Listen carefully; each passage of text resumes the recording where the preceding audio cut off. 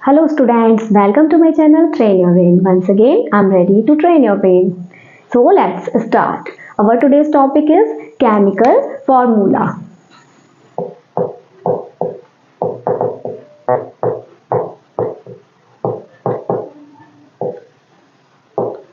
For class 9th, किसी भी compound का केमिकल फॉर्मूला हम किस तरह जान सकते हैं, लिख सकते हैं, ये आज हम सीखेंगे इसमें। ठीक है, तो सबसे पहले आप ये समझिए कि जितना भी मैटर होता है वो मेटल, नॉन मेटल और मेटलॉइड में जो है कैटेगराइज किया गया है। तो ये जो मेटल और नॉन मेटल्स होते हैं इनकी चार्ज्ड स्पीशीज होती है, इनके एटम्स की चार्ज्ड स्पीशीज होती है जो कि पॉजिटिव और नेगेटिव दोनों तरह की होती है। पॉजिटिव को बोलते हैं कैटायन और नेगेटिव आयन को बोला जाता है एनायन। ठीक है, और ये जो है आयंस, ये पॉलीएटॉमिक आयंस भी होती है। पॉलीएटॉमिक आयन का मतलब होता है कि उसमें एक group of different kind of atoms वो होते हैं पॉलीएटॉमिक आयन, जिनके ऊपर चार्ज होता है। जिस तरह पॉलीएटम्स होते हैं वैसे ही पॉलीएटॉमिक आयंस होती हैं, यानी कि चार्ज स्पीशीज होंगी अगर पॉलीएटम की तो वो पॉलीएटॉमिक आयन कहलाएंगी। ठीक है, तो इतनी बात आपको यहाँ से समझ में आई। ये आयन वाली स्पीशीज जो है वो इसलिए आपको समझा रही हूँ मैं क्योंकि इसी की वजह से जो है वो केमिकल कॉम्बिनेशन बनता है, क्योंकि ये जो प्लस आयन है वो माइनस आयन के साथ कंबाइन होकर जो है केमिकल कंपाउंड्स का फॉर्मेशन करते हैं। तो ये किस तरह से कंबाइन होते हैं इस तरह समझ लीजिए कि मान लीजिए कि एक ऑक्टोपस है जिसके पास कितनी आर्म्स होती हैं, ऑक्टोपस के पास होती है 8 आर्म्स। और अगर ये ऑक्टोपस किसी भी थिंग को या ह्यूमन को, मान लीजिए ह्यूमन को कैच करता है तो इस तरह से कैच करे कि एक ह्यूमन की दोनों आर्म्स इसकी 2 आर्म्स के साथ अटैच हो। जैसे कि ये ह्यूमन है, ह्यूमन के पास होती है 2 आर्म्स, तो एक इससे अटैच हो गई, एक इससे। इसी तरह यहाँ पर एक इससे, एक इससे, इस तरह से एच को हमने एच से हमने ह्यूमन को रिप्रेजेंट किया और ऑक्टोपस को ओ से रिप्रेजेंट करें तो क्या फॉर्मूला मिलेगा हमें? OH4, क्योंकि एक O के साथ यानी एक ऑक्टोपस के साथ 4 ह्यूमन जो है वो होल्डिंग हैंड टुगेदर यानी होल्डिंग हैंड इन हैंड इस तरह से जो है वो अरेंज है। इसी तरह केमिकल कंपाउंड्स में जो आयंस होते हैं वो इसी तरह से अटैच होते हैं कि एक प्लस आयन के साथ एक माइनस आयन अटैच होता है। ठीक है, तो इसके लिए सबसे पहले आपको कुछ आयंस के metallic, non metallic and polyatomic ions के नाम और उनके सिंबल्स याद करने पड़ेंगे, जिसकी लिस्ट मैं आपको देती हूँ तो वो आप यहाँ से याद कर सकते हैं।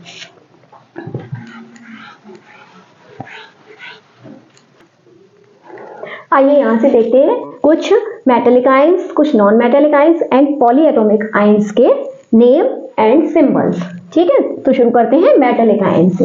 मेटेलिक आयन में देखिए सोडियम Na+, इन पर जो जितने भी प्लस या माइनस चार्जेस होते हैं वो इनकी वैलेंसी कहलाती है।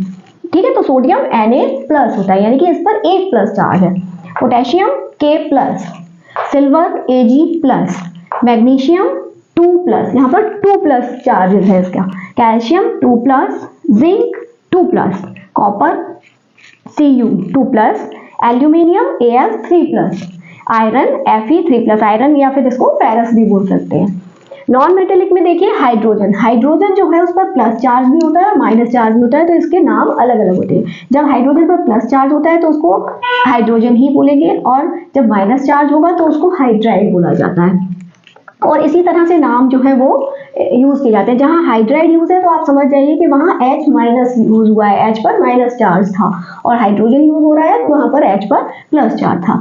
Chloride Cl-1, bromine -1, iodide I-1, oxide O2-, sulphide S2-। यहाँ पर एक बात बहुत ध्यान रखनी, सल्फाइड बोलते हैं इसको, S2-। सल्फाइड, सल्फेट और सल्फाइट इस तरह से 3 नाम होते हैं आयंस में, तो इनका सिंबल और नाम आपको ध्यान से याद रखनी है। सल्फाइड S2- होता है यानी सल्फर से बनता है। नाइट्राइड N3-, कार्बन 4+, कार्बन पर प्लस वैलेंसी होती है 4 की। ऐसा जरूरी नहीं है कि नॉन मेटेलिक पर प्लस चार्ज भी हो सकता। ठीक है, अब देखें पॉलीएटॉमिक आयंस। अमोनियम, ये अमोनिया का बना हुआ होता है, इस पर प्लस NH4 पर प्लस चार्ज होगा एक। हाइड्रोक्साइड OH पर -1 charge. Nitrate NO3 -1 charge. Hydrogen carbonate, देखिए दो तरह के होते हैं, एक होता है कार्बोनेट, एक होता है हाइड्रोजन कार्बोनेट। इसका सिंबल होता है HCO3-1, कार्बोनेट CO3 2- होता है।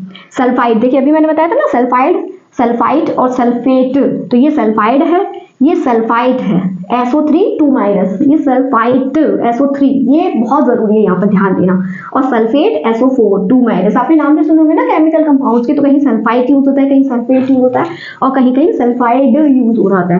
तो इन बातों पर ध्यान देना है कि अगर सल्फेट यूज हुआ है तो SO4 होगा, सल्फाइड यूज हुआ है तो SO3 होगा, और सल्फाइड यूज हुआ है तो S होगा, यानी सल्फर।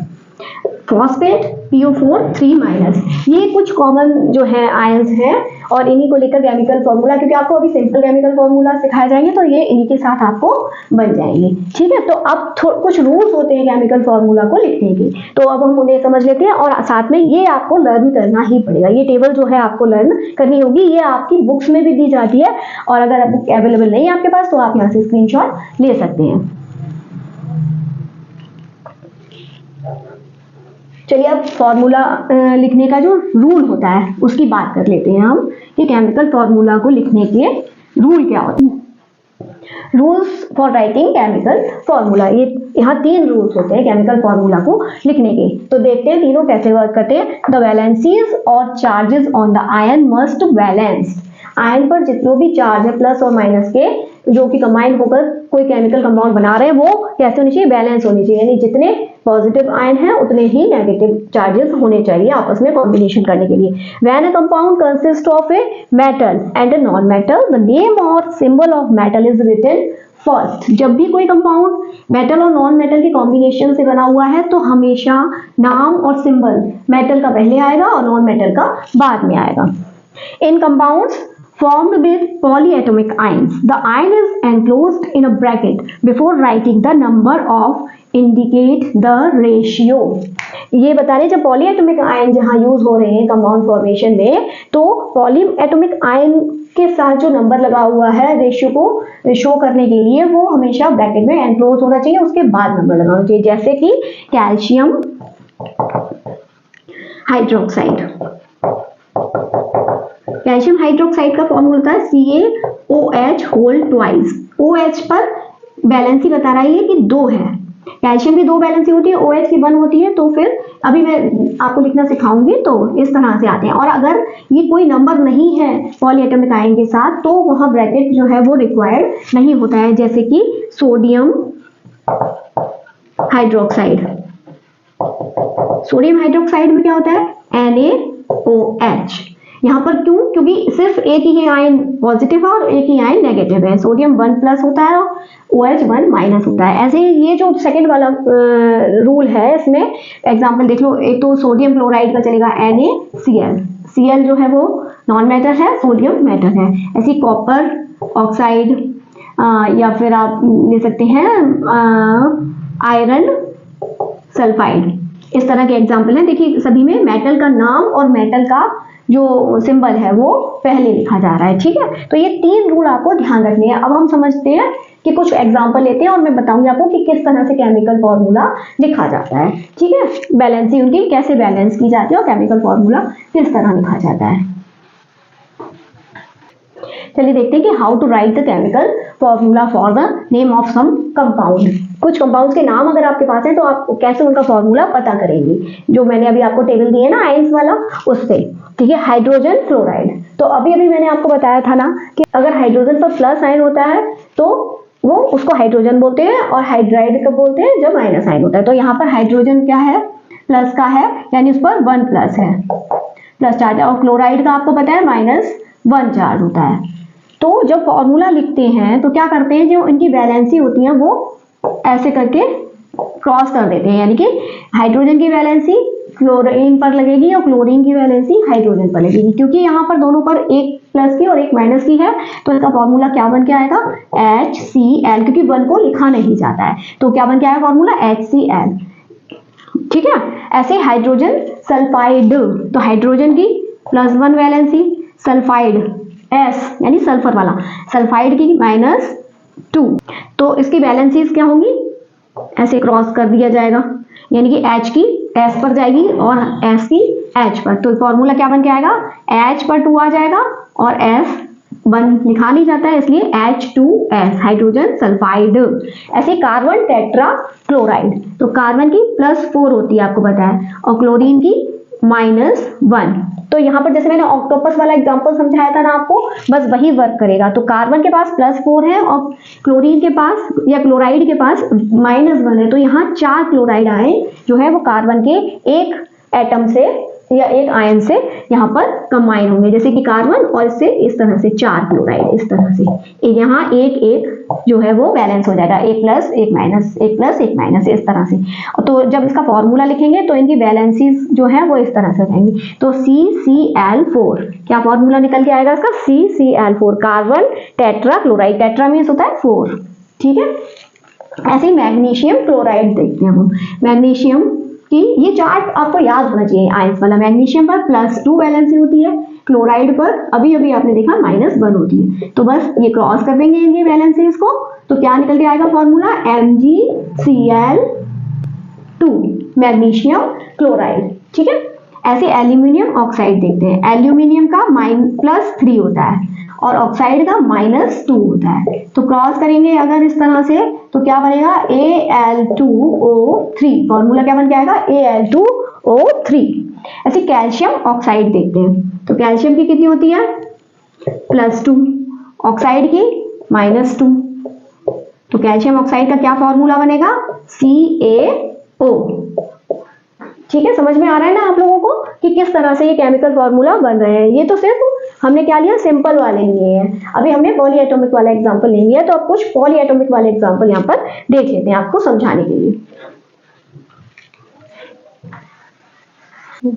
अब देखते हैं एल्यूमिनियम सल्फेट, अमोनियम सल्फेट और कैल्शियम हाइड्रोक्साइड। यहाँ पर देखिए, यहाँ पॉली एटॉमिक आयंस जो है वो यूज हुए हैं। एल्यूमिनियम सल्फेट, एल्यूमिनियम आपने देखा था ना, तो एल्यूमिनियम का क्या था, Al+3 और सल्फेट क्या होता है, SO4 -2 होती है इसकी वैलेंसी, ठीक है। तो जब ये इस तरह से क्रॉस करेंगे तो फॉर्मूला क्या बनेगा, Al2SO4, ये ब्रैकेट में आ जाएगा और इस पर चार्जेस कितना आएगा, 3, Al2SO4 का होल थ्राइस। अब देखिए सेकंड, अमोनियम सल्फेट, अमोनियम का क्या होता है, NH4+1 वैलेंसी और सल्फेट क्या होता है, SO4 -2 वैलेंसी। तो वैलेंसीज इस तरह से क्रॉस होंगी तो क्या बनेगा, NH4 का होल ट्वाइस, क्योंकि यहाँ 1 से ज्यादा है इसलिए NH4 जो है वो ब्रैकेट में जाएगा क्योंकि इस पर 2 आ रहे हैं, और SO4 ऐसे ही लिख देंगे, यानी अमोनियम सल्फेट, ठीक है, क्योंकि इस पर 1 है ना इसलिए इसको ब्रैकेट में इनक्लोज नहीं किया हमने। ऐसे कैल्शियम हाइड्रोक्साइड, तो कैल्शियम का Ca+2 और हाइड्रोक्साइड का OH -1 होता है। तो जब ये इस तरह से क्रॉस करेंगी तो फिर क्या आएगा, कैल्शियम यानी Ca 1 लिखते नहीं है और OH पर 2 है यानी कि ब्रैकेट में लिखा जाएगा क्योंकि ये पॉलीएटॉमिक आयन है। तो इस तरह से आपको समझ में आ रहा है ना कि किस तरह लिखनी है। तो आप प्रैक्टिस कीजिए, अपनी बुक में नाम दिए जाते हैं कंपाउंड्स के और आप उनका फॉर्मूला लिखने की कोशिश कीजिए, या कोई भी सिंपल सा कंपाउंड का नेम आपको कहीं लिखा दिख रहा है तो आप उसका फॉर्मूला बनाने की कोशिश कीजिए, ठीक है। तो ये अगर आपको समझ में आ रहा है तो लाइक शेयर सब्सक्राइब करते चलिए। अब देखिए यहाँ पर थोड़ा इसका रेसिप्रोकल देख लेते हैं हम कि कहीं आपको फॉर्मूला दिया है और आपको नाम लिखने के लिए कहा जाता है कि इस केमिकल कंपाउंड का नाम बताइए, तो किस तरह से आप लिखेंगे, सिंपल सा तरीका है आपको, बस इसीलिए मैंने बोला टेबल से आपको पता होना चाहिए कि क्या बोलते हैं, NH4 को क्या बोलते हैं, अमोनियम बोलेंगे, और SO4 को सल्फेट। तो ये आपको जब तक याद नहीं होगा तब तक आप नाम नहीं लिख पाएंगे किसी भी फॉर्मूला को देखकर उसके केमिकल कंपाउंड का नाम। तो इसके लिए कुछ एग्जांपल ले लेते हैं हम यहाँ पर। चलिए देखते हैं कि किस तरह से आपको ये अगर केमिकल फॉर्मूला लिखे हुए हैं और आपको बताना है इसका नाम, ठीक है। तो देखते हैं, Ca को कैल्शियम बोलते हैं और Cl को बोलते हैं क्लोराइड, तो सीधा सा नाम हो जाएगा इसका कैल्शियम क्लोराइड, ठीक है। अब ये K को पोटेशियम और SO4 को सल्फेट बोलते हैं, तो इसका नाम क्या हो जाएगा, पोटेशियम सल्फेट।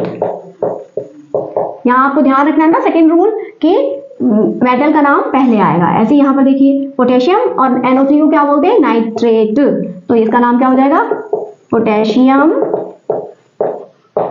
नाइट्रेट। ऐसे CaCO3, कैल्शियम और CO3 को बोलते हैं कार्बोनेट। तो फॉर्मूला क्या, इसका नाम क्या होगा, कैल्शियम कार्बोनेट। तो आप टेबल याद करेंगे तो आपको बहुत इजीली ये बात समझ में आएगी। और फॉर्मूला कैसे बनाते हैं ये भी मैंने आपको यहाँ अच्छे से समझा दिया है। तो ये आप प्रैक्टिस कीजिए, जहां भी आपको किसी भी केमिकल कंपाउंड का नाम लिखा दिख जाए तो आप उसका फॉर्मूला लिखने की कोशिश कीजिए, और अगर फॉर्मूला लिखा है तो आप उसका नाम बोलने की कोशिश कीजिए, और वो टेबल जो मैंने बताया उसको याद कीजिए। आपकी बुक्स में भी अवेलेबल होती है, अपनी बुक में से याद करिए और प्रैक्टिस कीजिए, क्योंकि ये प्रैक्टिस का सब्जेक्ट है, प्रैक्टिस से ही आएगा। तो अगर आपको ये वीडियो अच्छा लगा है, आपको समझ आया कि किस तरह केमिकल फॉर्मूला बनाते हैं, तो जरूर लाइक कीजिए, अपने फ्रेंड के साथ शेयर कीजिए, और अगर चैनल पर नए हैं तो चैनल को सब्सक्राइब कीजिए, बेल आइकन को जरूर हिट कीजिए, जिससे आने वाले वीडियोस की नोटिफिकेशन आपको टाइम टू टाइम मिलते रहेंगे। मिलूंगी आपसे नेक्स्ट वीडियो में। टिल देन कीप स्टडिंग, क्योंकि पढ़ेगा इंडिया तभी तो बढ़ेगा इंडिया। नमस्ते।